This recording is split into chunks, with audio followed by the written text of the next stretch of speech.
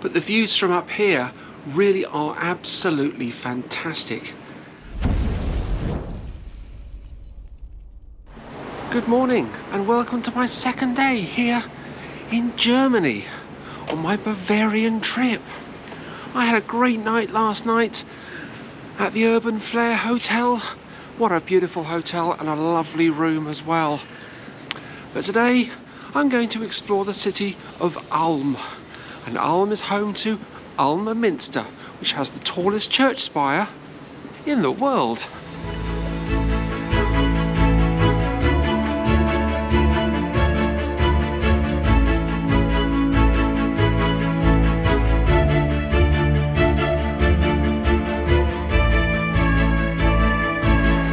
Well, I've made it to the city of Ulm, and what a beautiful sunny day.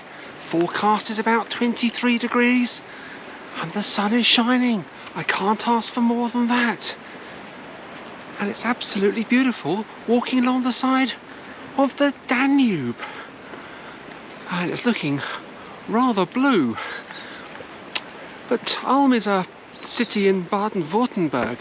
It's on the river Danube and it dates back to around 850 AD. So quite an old historic town. Most of the old town was destroyed during the war, and I'll talk about that a little later in the video. But there's still a surprising amount left here to enjoy today, which is wonderful. I suppose Ulm's claim to fame is that it's the home of Albert Einstein. He was born here on the 14th of March, 1879. Died in America, I think. One of the cleverest people who have lived. But this is his hometown. It's absolutely beautiful. Gosh, walking down here onto the Donauwiese, the Danube Gardens. Oh, and there's some shields on the wall behind me. That's rather interesting. I'm not sure what they signify. I'll put a few on the screen if you happen to recognise anything and can enlighten me. Then please leave a comment below. Be interested in seeing what they're all about. But it's absolutely beautiful. This is the Fisherman's Quarter, the old fishing area, and on my left is the old town wall.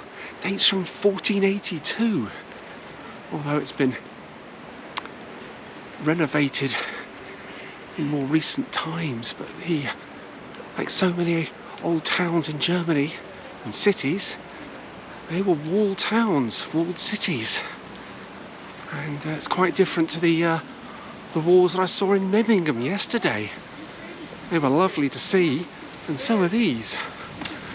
But in this video we're going to take a look through the town, see what history we can discover, try and find some of the more famous sites, and head up to the Minster and climb the tallest church tower in the world.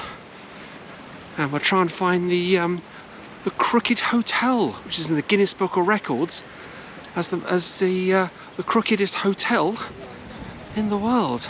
So we'll try and find that and walk down some of the back streets and look at all the old buildings and the little streams that run into the Danube. So I'm really looking forward to this video.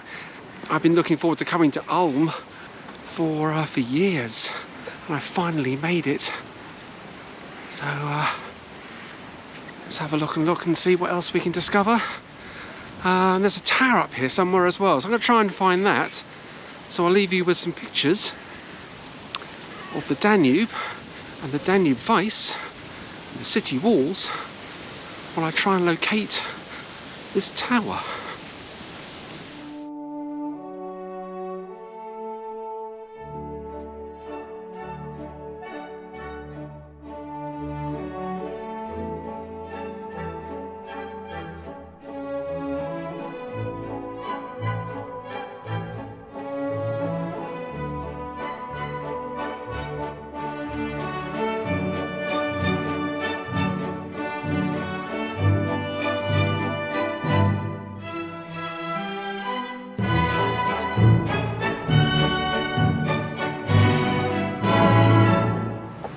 here we are. This is the tower. This is the Metzgerturm Tower, or Butcher's Tower. And it was erected in 1349, 1350.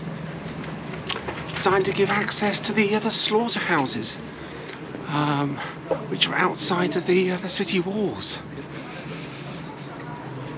Part of the original defences of the town at that time, but it's a city today. It's absolutely beautiful here.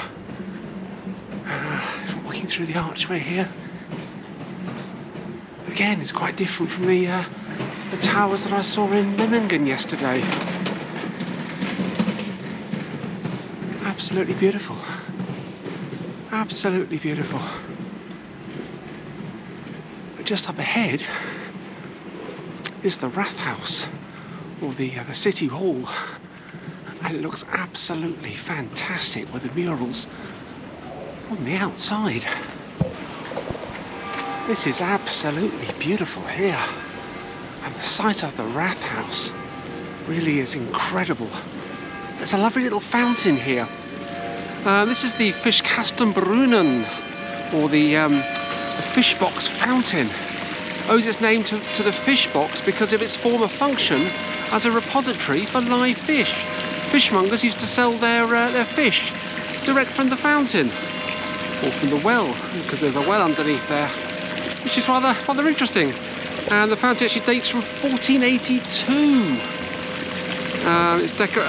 It's actually decorated by a column with 3 knights whose shields represent the coat of arms of the Empire and the imperial city of Ulm. You hear the bells of the Minster chiming the hour. It's 12 o'clock. What a lovely sound that is. So looking forward to going up the Minster later and perhaps taking a look at the bells and looking at the views from the tower. So that's something to look forward to a little bit later on. But yeah, this fountain is absolutely lovely. It really is. But so is the Rathaus here on the which is on my left. This really is absolutely beautiful, and the way they put the decorative paintings on the side really is incredible. The building actually dates from 1370, and there's an astronomical clock on the front which dates from 1520. It's made by the master clockmaker of Strasbourg, a man called Isaac Habrecht, back in 1580. And it's absolutely beautiful. This has to be one of the best city halls anywhere in Europe. Absolute treat to see this. Absolutely beautiful. And that clock is quite something. There are some more pictures on the side as well. I'm not sure if they're depicting biblical scenes or scenes from German folklore. I'll put some on the screen so you can have a look at them. Again, if you can help me out and tell me what they mean, I would be very grateful. Just leave a comment in the comment section below. There's also a Ukrainian flag, which is flying in solidarity of the people of Ukraine. Saw that when I was in Modena last year. But just ahead is Hans and Sophie Scholl's Platz. Now this is an interesting story, and one which is not well known outside of Germany. But Hans and Sophie Scholl were a brother and sister, and while studying at Munich University back in 1943, they were convicted of high treason and sentenced to death. And there's a monument here just behind me. 2 very brave people indeed. They were convicted of high treason for distributing anti-war leaflets while at Munich University. And on the 22nd of February 1943, they were executed by guillotine at Stadelheim prison in Munich.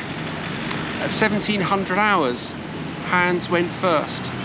At 1702, Sophie followed. And the third that day, at 1705, was a man called Christoph Probst. And his involvement is not as well known compared to that of Hans and Sophie. And he's usually left out. It's usually Hans and Sophie that are remembered. But the timings of the executions that were recorded shows the efficiency of the guillotine. And so from those times, we can work out just how effective it was during the French Revolution, when Madame Guillotine took a head almost every minute. But it's interesting actually that Hans and Sophie's parents, Robert and Magdalena, well, they were imprisoned here in Ulm prison in 1943, along with their two surviving daughters, Inga and Elizabeth. They were all released fairly quickly, apart from Robert, who actually remained in Ulm prison until end of 1944. So hopefully, when I get to visit Munich on my future trips, I'm going to try and find out more about Hans and Sophie and bring you more on that story, because it is a story which is not well known outside Germany, and it should be, because here was two people that stood up to Nazi oppression, and they paid the ultimate price. They were just a list, just two people in a list of people who stood up to the Nazis back in the 1930s and early 1940s. But let's head on from here and try and find that crooked hotel on the way up to the Minster.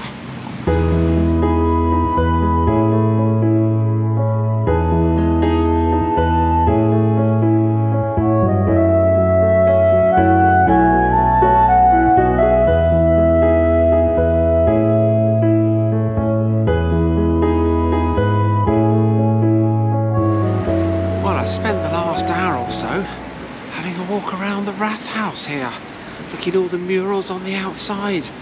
It's absolutely beautiful. We also found an Indian restaurant as well. All you can eat buffet, €9.90. Rather nice, thank you. Do love my Indian food. I do like food, full stop, especially Indian food. Flavour of the Vindaloo was just absolutely lovely. But the building on my right is also rather lovely as well. It's the Stadtbibliothek, or the library, designed in 1988 by Gottfried Bohm. Apparently it cost 12.7 million euros to build. Rather a lot of money. It's about, what, 11 million pounds? It's quite a lot, but beautiful building. And the contrast between the old and the new, with the library and the Rathaus, is really contrasting. It's really lovely, and they do sit very well together. So many modern buildings just look a bit of an eyesore when it comes to placing them next to older buildings, but they do go rather well together. I'm heading down now on towards the middle of the old town, the Altstadt. And hopefully down here is the Crooked Hotel. It's also where the inland waterways are as well, the little streams that lead onto the Danube. So hopefully we're going to find some lovely architecture down here and some great little scenes by the water. But it really is rather pleasant, this street. So many back streets here in Ulm that I need to explore, and just not enough time to do it. I suppose that's one good reason for coming back here another day. It really is beautiful. And there's the hotel. Yes, that's the one. Absolutely beautiful here. What a fantastic building. And it is. It's 15th century. It's the Schiefes House. And it is in the Guinness Book of Records as the crookedest hotel in the world. What a fantastic building. Absolutely beautiful. And a little bridge by the stream as well. Really is well worth visiting just to come and see this. Absolutely fantastic. Absolutely beautiful. Let's see what else we can discover here on the way up to the Minster.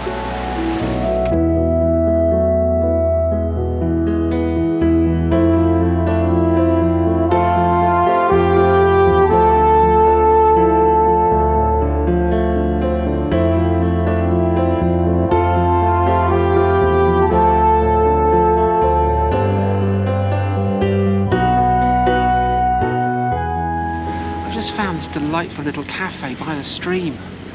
Ordered a cafe latte and a nice slice of pear cheesecake.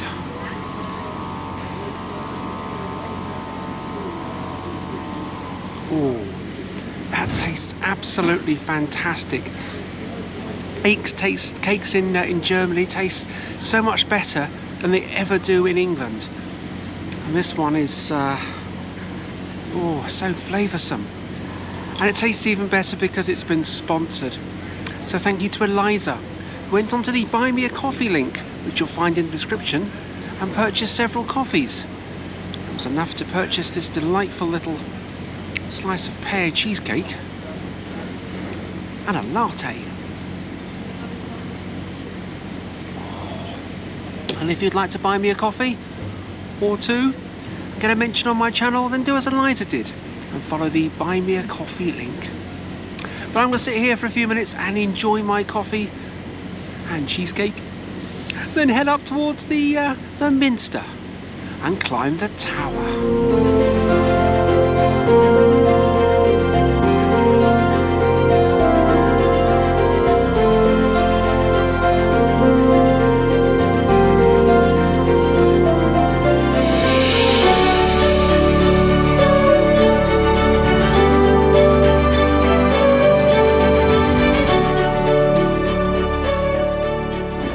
Made it to the Minster, and what an impressive church it is. And that spire, it certainly reaches to heaven. My goodness. Well, it's the closest you can get to heaven from a church spire anywhere in the world, because this is the tallest church spire. Absolutely fantastic building. And it looks like it's market day as well. How brilliant. It's a lovely smell of fresh flowers and fruit and veg in the air. Absolutely lovely. Mind you, it's Wednesday, it's Mittwoch. So I suppose they went to other German towns on a Wednesday and they have markets as well. So I guess what a great place to have a market on a Mittwoch, on a Wednesday. Outside the Minster. Absolutely beautiful. Absolutely beautiful. Anyway, I'm not here to do shopping. I'm here to look around the Minster and to climb the tower to the top. Get the views overlooking the city of Ulm from the top of the Minster. So let's go upstairs, go inside I should say, and have a look at the church and climb that tower.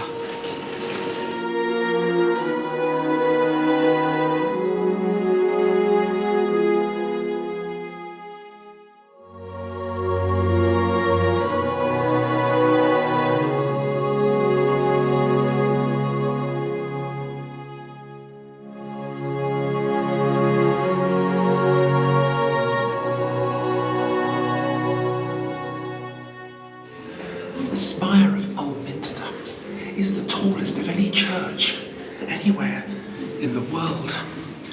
It's 161.5 metres tall, or 530 feet.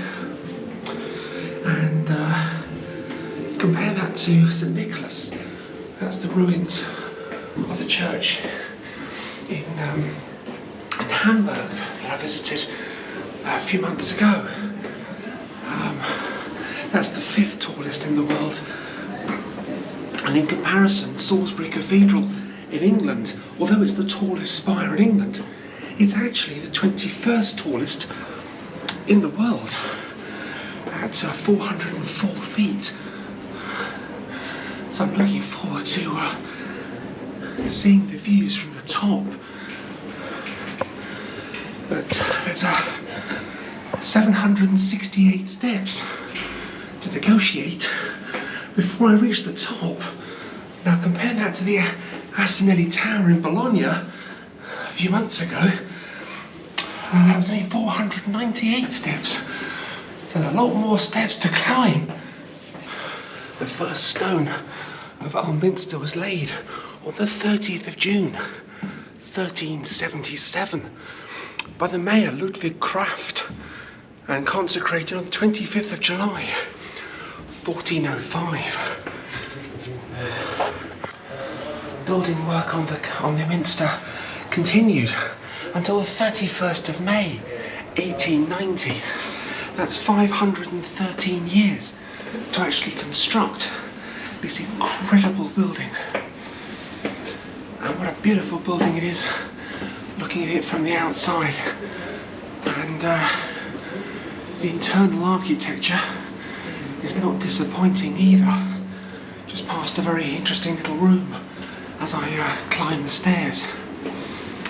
But the story of Ulm Minster continues into the war years, because there was a massive air raid on Ulm back on the 17th of December 1944, and the area from the Minster all the way to the railway station, all that part of the old town was virtually all destroyed. 80% of that area of Ulm was destroyed, but by some miracle the Minster survived.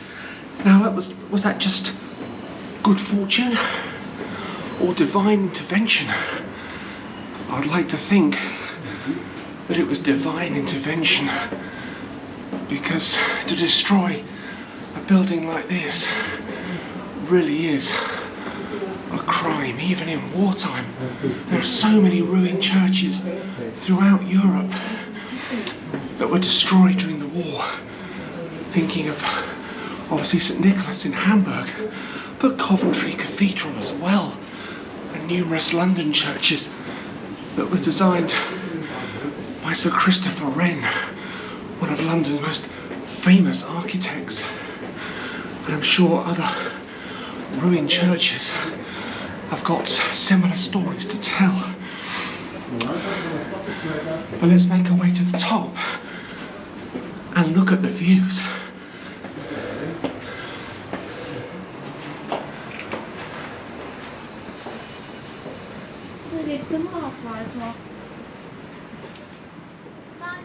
The climb up the stairs to get to this viewing gallery was a lot easier than climbing the Asinelli Tower in Bologna a few months ago.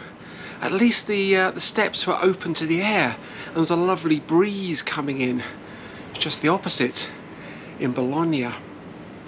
Just off of the viewing gallery is a little room, and in there is a viewing platform. You can actually look down and see the bells, which is it's quite interesting. It's just a shame you can't actually get in to see the bells on tower visits, but some churches do have the bells open for viewing, and I know they do at Cologne Cathedral, so that's something to do next time I go to Cologne. But the views from up here really are absolutely fantastic, and so was the interior of the Minster. When I came in, there was an orchestra rehearsing for tonight's concert, and the acoustics in the nave of the Minster were absolutely fantastic.